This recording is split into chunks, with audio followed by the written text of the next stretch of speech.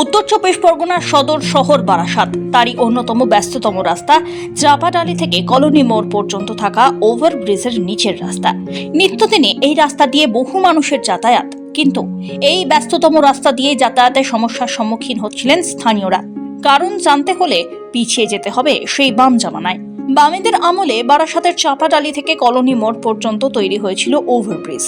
সেই ওভারব্রিজ তৈরি হওয়ার পরেই ব্রিজের নিচে 12 নম্বর রেলগেট থেকে কলোনি মোড় পর্যন্ত রাস্তার দুধারে হকার এবং স্থানীয় কিছু ব্যবসায়ী একের পর এক অস্থায়ী দোকান তৈরি করতে থাকেন।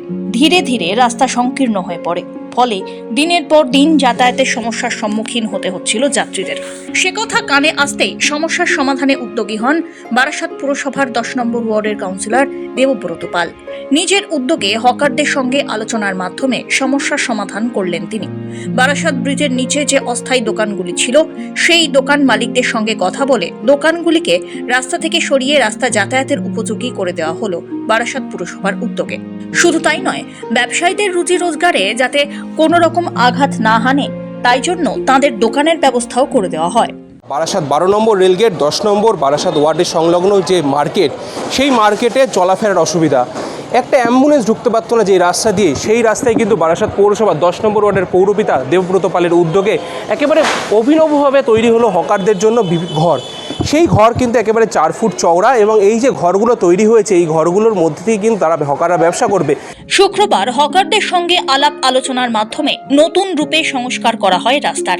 ব্রিজের নিচে সমস্ত দোকানগুলিকে একত্রে রাস্তা থেকে সরিয়ে জায়গা করে দেওয়া হলো বারাসাত পুরসভার উদ্যোগে।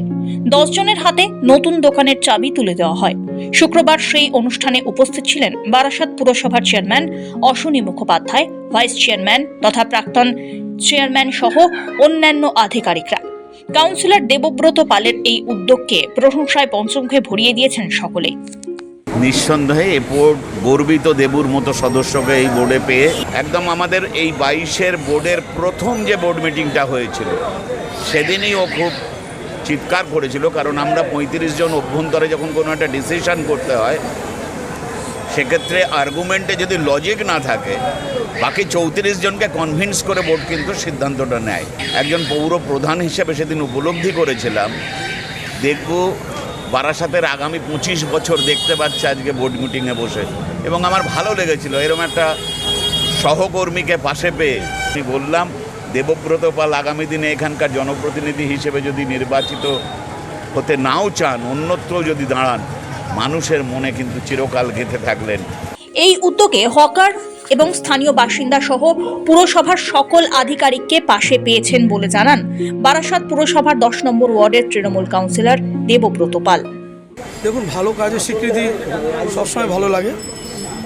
আজকে এই কাজটা সকলের সহযোগিতা, শুধুমাত্র আমার সহযোগিতা নয়, আমি নিশ্চিতভাবে ফ্রন্ট লাইনে ছিলাম, কিন্তু আমাকে যারা সহযোগিতা করেছেন, বিশেষ করে সাংসদ, মানে একটা আমার সঙ্গে সপ্তাহে 2-3 করে কথা হতে, যে এটা কীভাবে করা যায়, উনি প্রভূত সহযোগিতা করেছেন। ডিস্ট্রিক্ট অ্যাডমিনিস্ট্রেশন, ডিএম সাহেব, এসডিও ম্যাডাম এবং পৌর প্রধান এবং পৌর পরিষদ সদস্য, আপনারা জানেন যে অরুণদা নিজে বারবার এসছেন, মার্কিংটা করেছেন।